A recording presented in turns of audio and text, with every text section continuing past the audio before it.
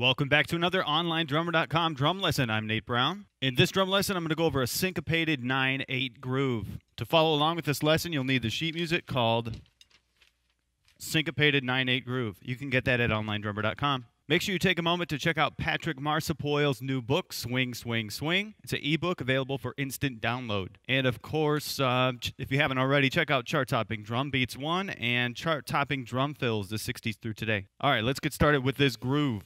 Take a look at beat 1. This is the foundational groove. I'll play it.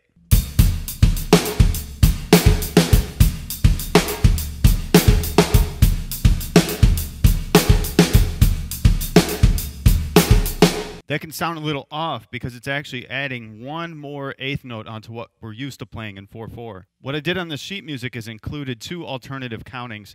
The traditional way that you're technically supposed to count it is like this, and it's the first one. 1, 2, 3, and 4, and 5, and 6, 7, 8, and 9. So 16th notes are counted 1, and 2, and 3, and 4, and 8th notes are 1, 2, 3, 4, 5, 6, 7, 8, 9. The alternative method of counting that I included keeps the more familiar version of maybe a 4/4 groove, and that's 1 and 2 E and 3 E and 4 and 5 E. Now you notice there's no and on the end, so 5 E, there should be an and, but in this case we're going to go back to 1. That's why it's not technically correct, but it might be easier to play this way. 1 and 2 E and 3 E and 4 and 5 E. 1 and 2 E and 3 E and 4 and 5 E. Now, obviously, the goal is to get to the point where you're playing this and you don't have to count it. You want to know it by feel. So do that enough to get the feel of it. Step down to number 2. Number 2 uses an alternating ride bell pattern, just back and forth. And when you do this in a 9/8 groove, what's going to happen is the bells are going to be on all the numbers for the first time through. 1, 2, you know the numbers. And then the second measure, it's going to fall in the ands because it's an odd time. So check this one out. I'll play it.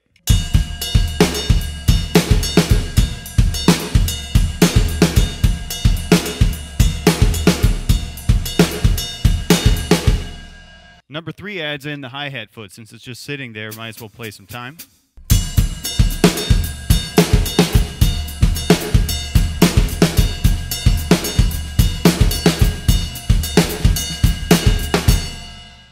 Number 4 adds the ghost strokes. Now these are almost playing on all of the E's and U's, with the exception of, depending on how you're counting it, in between the 7 and the 8, or the 4 and the and. So a ghost stroke, just a real light tap, just kind of implies that 16th beat.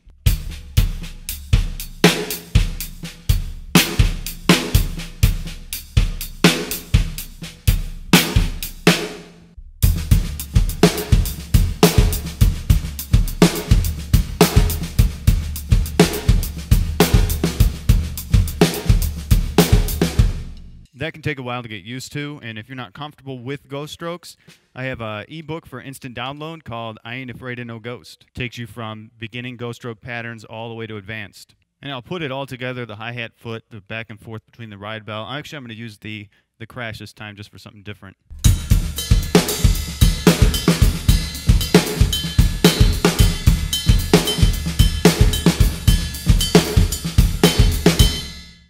I hope you enjoyed this lesson, learned a little bit about 9/8, and more importantly, can take this idea and expand it to create your own drumming style. Just be creative with it and explore. And I'll see you next Monday. Keep drumming.